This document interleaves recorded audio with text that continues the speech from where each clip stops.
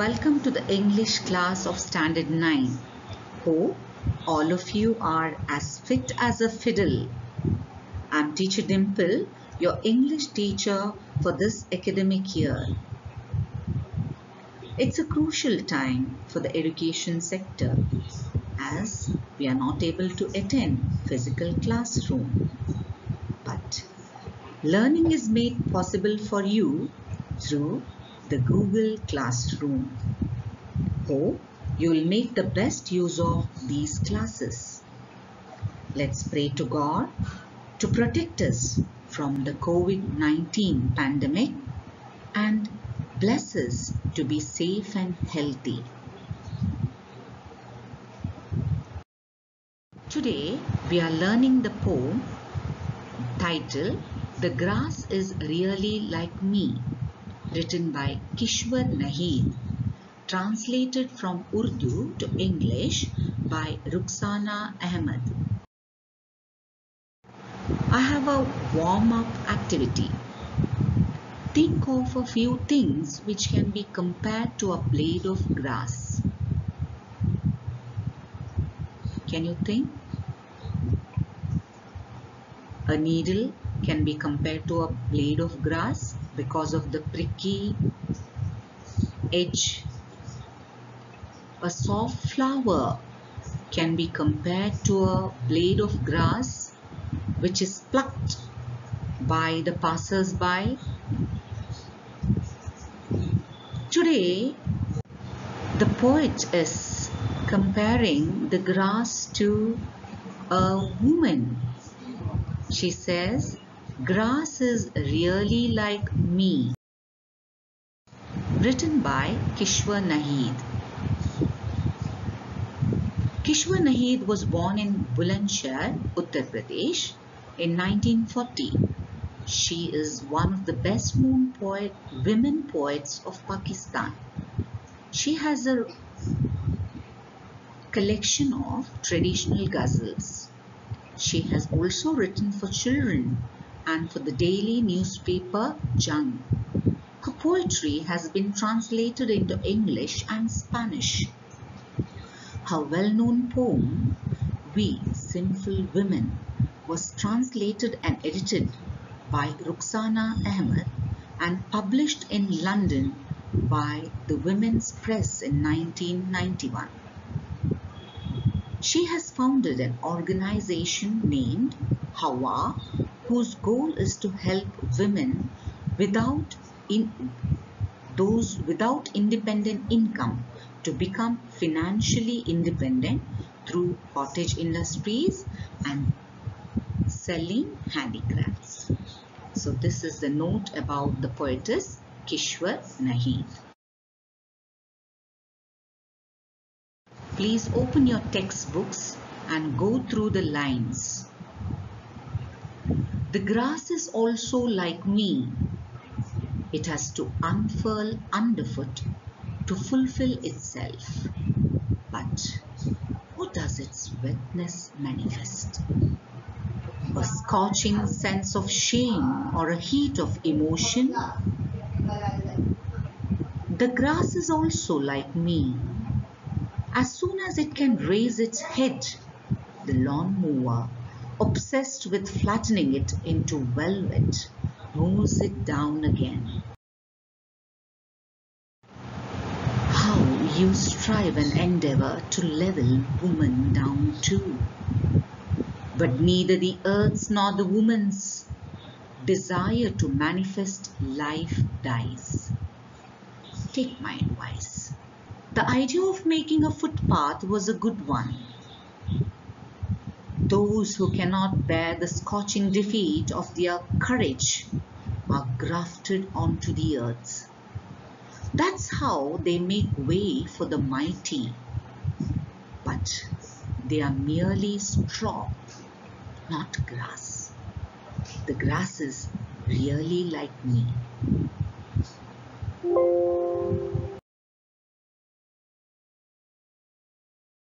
Read the poem once again and underline some of the new words. I'll explain the poem stanza-wise. Please take a note of the important points in your notebook. Write the title and write the points. Am I clear, students? Yeah. Let's learn and understand, comprehend and appreciate the poem, "The Grass is Really Like Me." In this poem, the poetess finds a similarity between her life and the life of the grass. In the first stanza, she says that the grass tries to unfurl, to grow. It grows despite being trampled upon. Likewise, women seek meaning in their lives, even when they are trampled. In the line 3, there is a word wetness of the grass, which reveals the sense of shame and varied emotions of the women.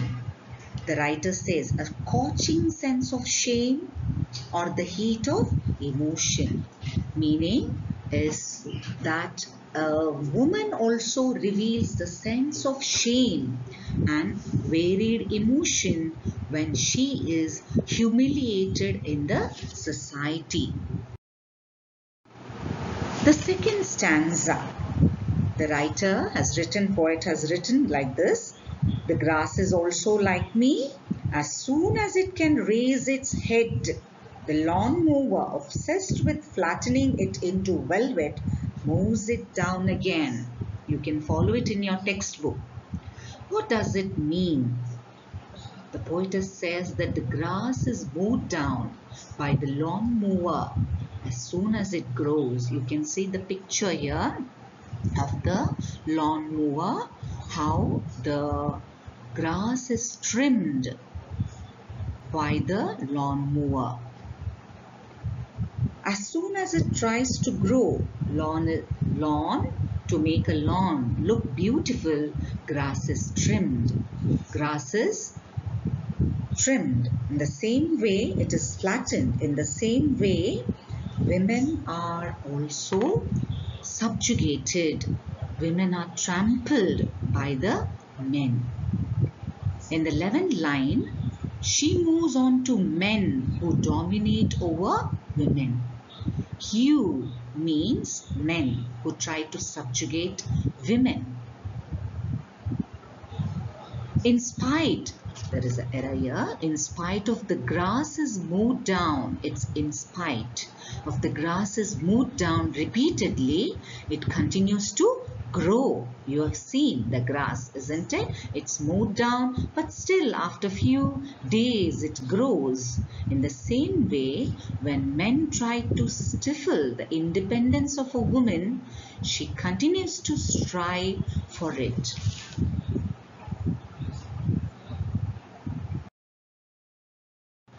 The poetess says that women try to assert their uniqueness.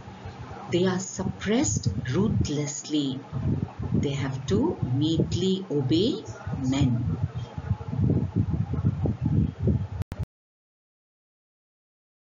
Just like the grass is stamped, women are smothered by men's dominance. The trimmed grass becomes a straw.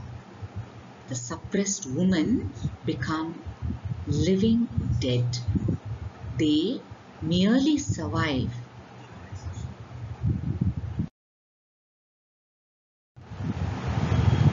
In the next stanza, you'll find a phrase, scorching defeat. The meaning of this phrase is a sense of discouragement and disaffection the women experience in the male-dominating society. The scorching defeat of their courage, meaning is the discouragement and disaffection the women experience in the male-dominating society. Her individuality is suppressed by men. We have the phrase there, grafting onto earth, grafting onto the earth. The poetess means that the women have to remain submissive. But many women take life as challenge and have become victorious. They are an example for others. They are an example. They are a ray of hope for the other women in the society.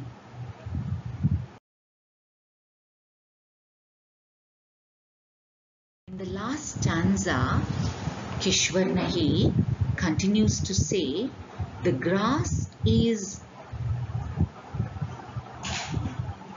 trampled by the people.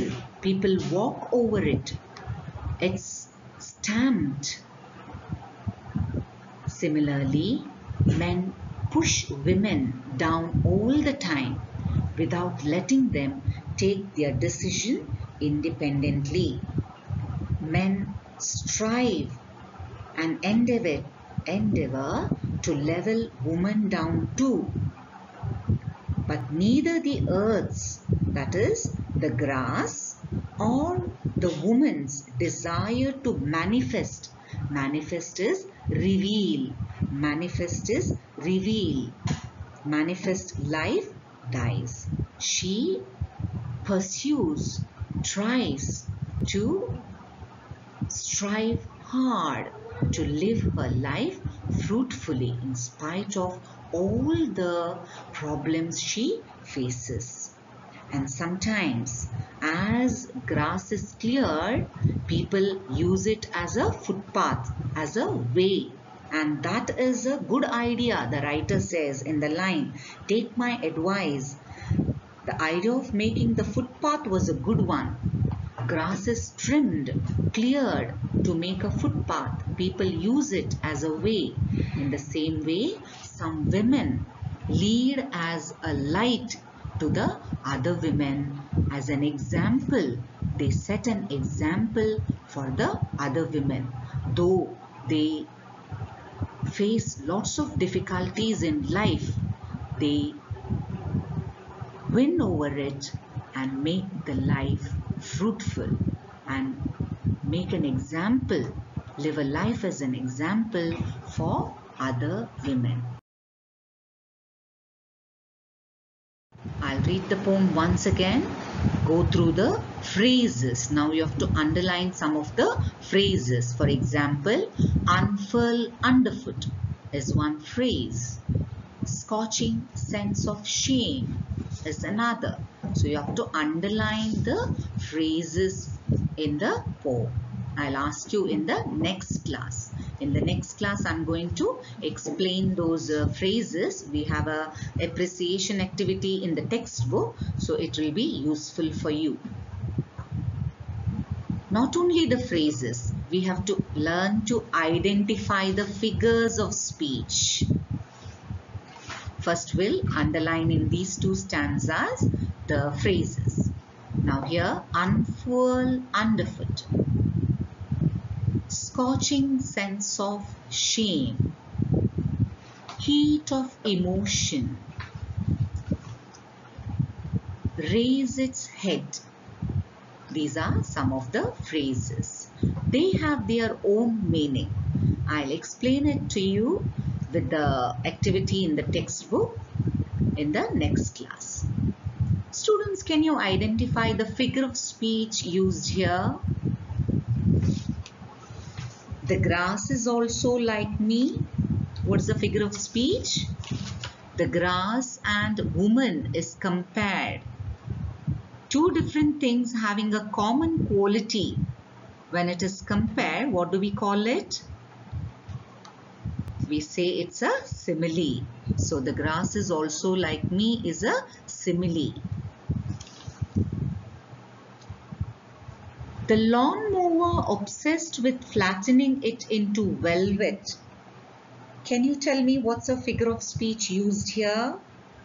The lawnmower obsessed with flattening it into velvet. Mows it down. Or you can go to the previous line. As soon as it can raise its head, the lawnmower obsessed with flattening it into velvet moves it down again.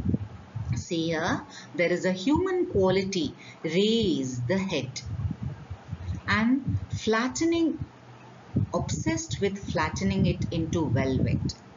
Two things, but here the human quality is given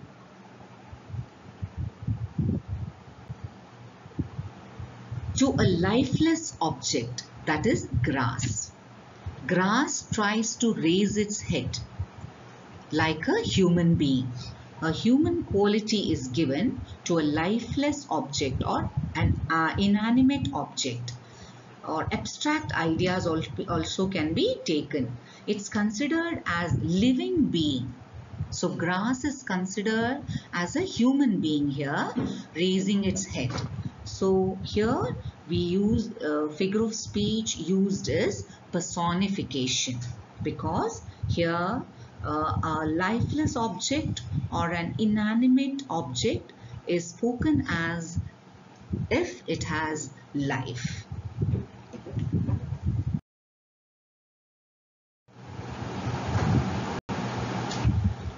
Here, can you pick out some of the phrases from the remaining stanzas, third and fourth stanza? Here we have scorching defeat, make way for the mighty, and we have desire to manifest life,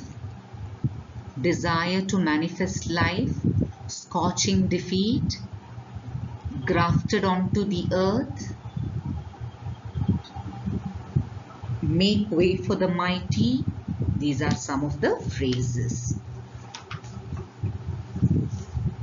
Can you tell me what is the figure of speech used in this line?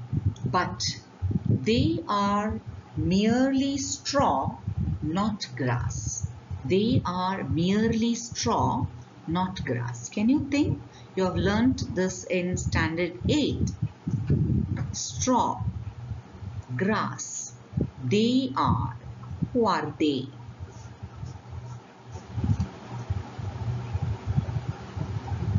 They can be women here. Actually, it is women. Women. When the grass is cut down, trimmed, that grass becomes a straw. It dries. In the same way, when men trample the rights of women and take away their independence, they become like a straw, lifeless thing.